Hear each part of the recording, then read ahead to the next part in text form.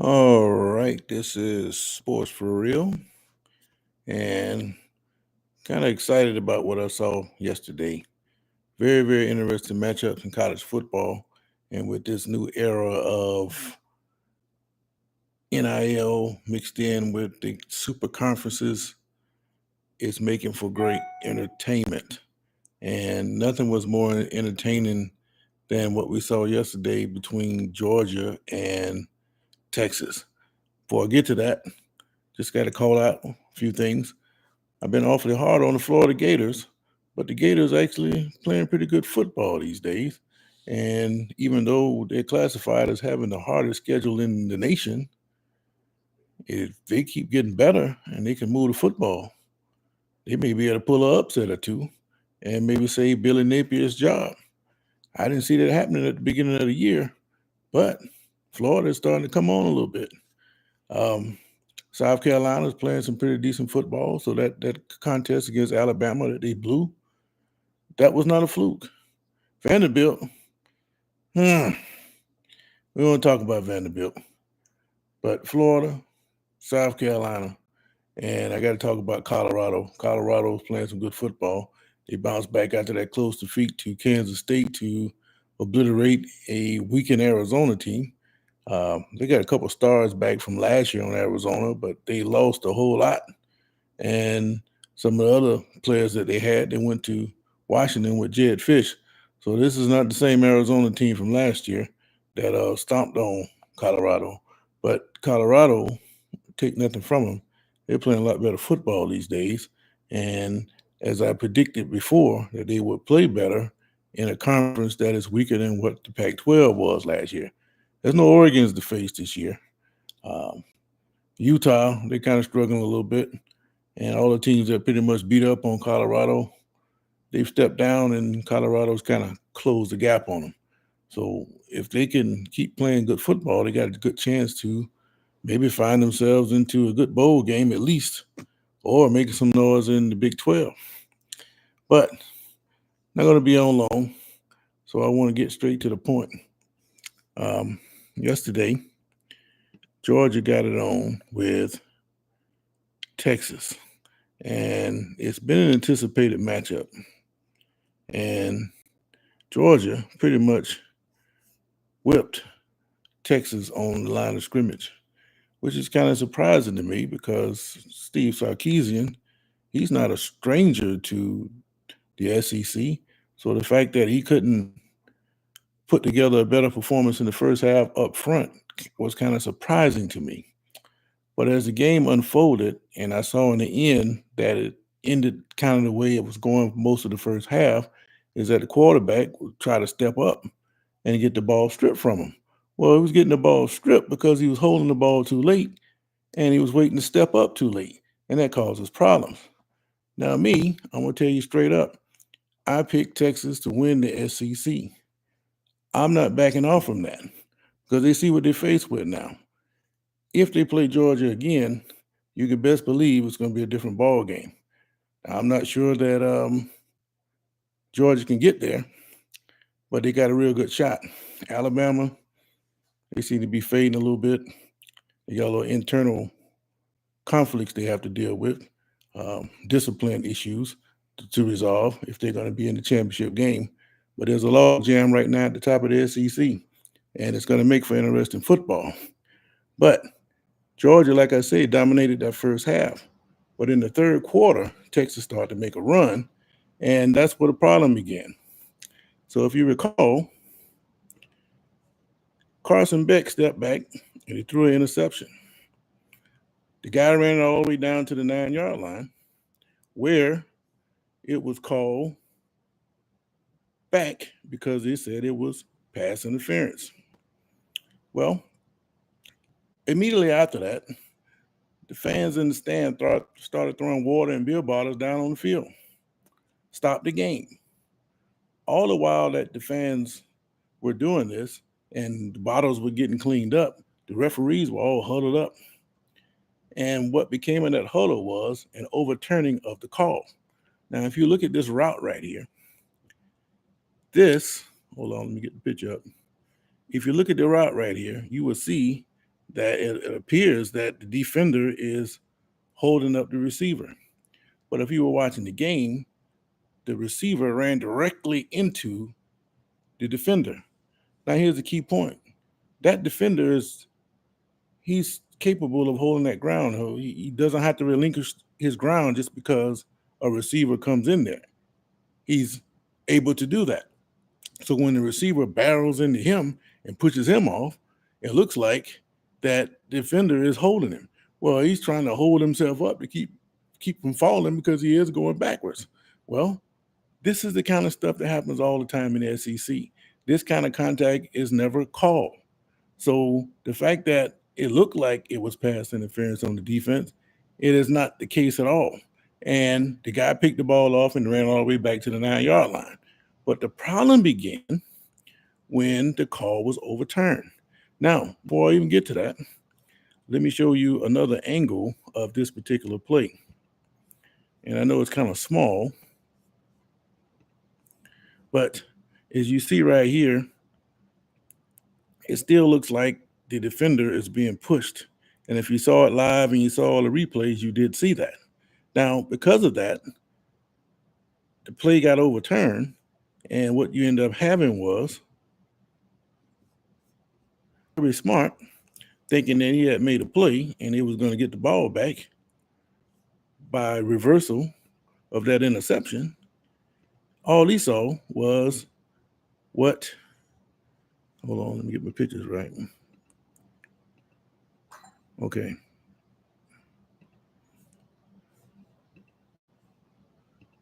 Where's my picture? Okay, here it is right here. So what you see here is Smart pointing up at the Jumbotron because he thinks that the receiver is being impeded by the defender. Now, I had already knew what was going to happen as soon as they said that they were overturning this play. As soon as they said they were overturning this play, I knew Kirby was going to have a fit once he got that word. And sure enough, he had a meltdown. So you can see him pointing excitedly at the scoreboard and what a video was playing, showing them that, that was legitimate pass interference. And I think that he has a legitimate gripe in the fact that he has something to say about the call, not because the call was wrong or overturned. It's the fact that the way that he did it, they didn't call pass interference. They didn't get rid of the penalty right away, and that caused him to think that he was going to get the ball back. So there's a lag time there. It's like playing basketball, and you make a great play on the defense, and 5 seconds later they blow the whistle and call a foul. It's the same kind of thing that Kirby had to go through. So I completely understood that he was going to go off like he did. But in the hindsight, I don't know how he feels about it now, but he came out at the end of the game and said they were pretty much trying to rob them. Well, again, he felt that way because they didn't make the call in a timely fashion. And I agree with him on that point. But as far as the interference go, I never thought that was an interference call. But at the end of the game, Kirby went off on everybody and talked about ESPN and how everybody picked against them, and why he would care, I don't know. But they did come and they played a great game, especially up front. But I think anytime that you play a team a second time,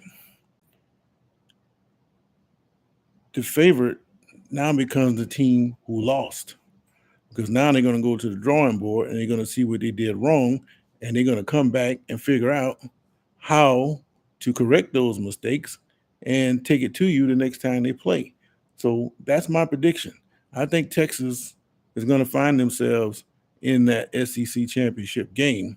And if it's Georgia, I think they're going to beat Georgia. But even if they don't play in the SEC championship game, the way the playoffs are set up, they could very well meet in the playoffs somewhere. And me, I like it. I like it because if you take, say, Oklahoma has only won one conference game up to this point.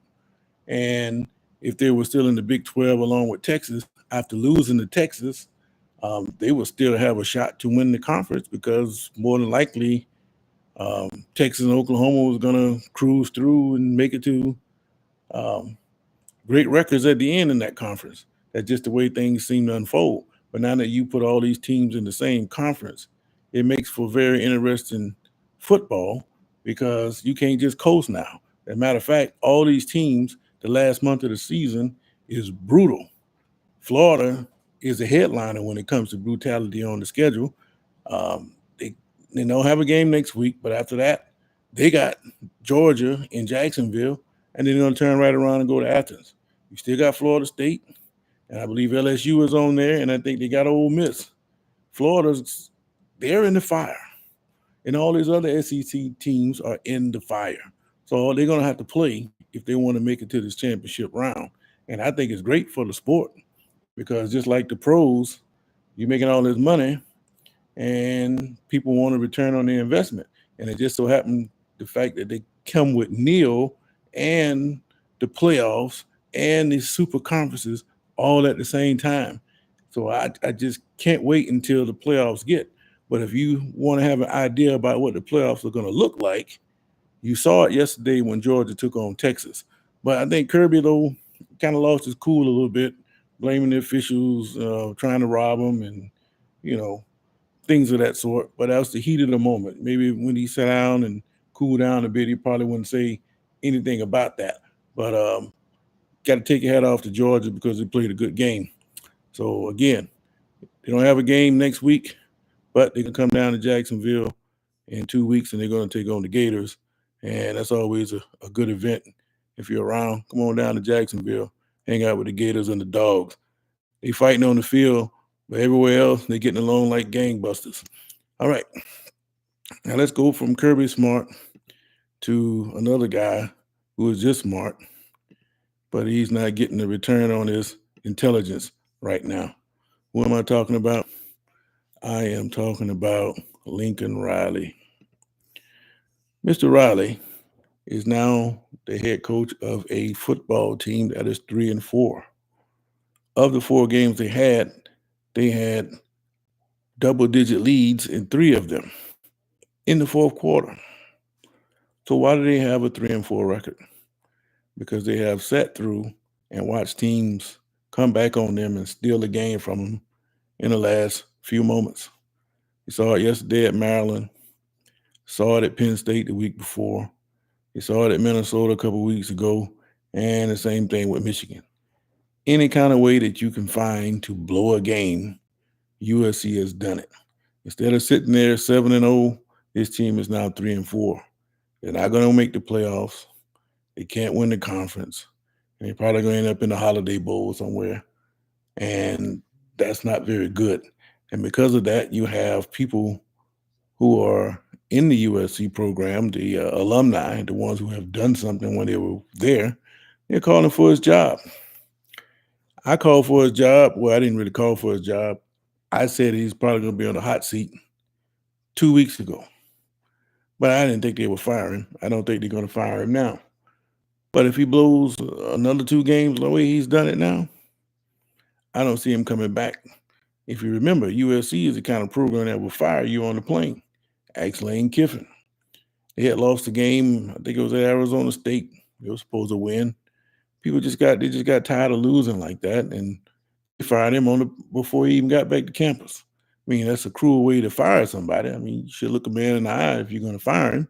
But they fired him remotely. And I never thought that was a good look for the university, but they don't care. They got billions, and if you don't do what they want you to do, then you're gone, and they don't look back.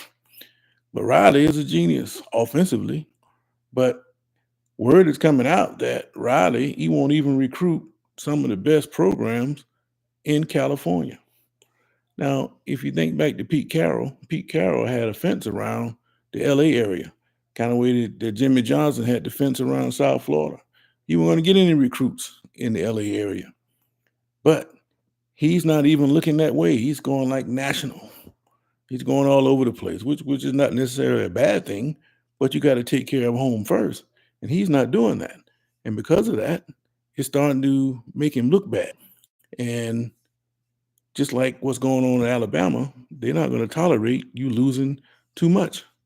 And if you look at this press conference photo of Riley, he just don't have any answers right now. He's given all the coach speak up to this point, but now the look on his face right there just tells you he does not have any answers, and that is just fuel to the fire for the people who don't care much about Riley.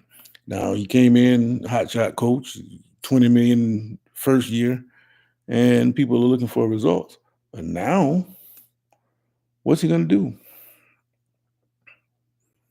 What is USC going to do?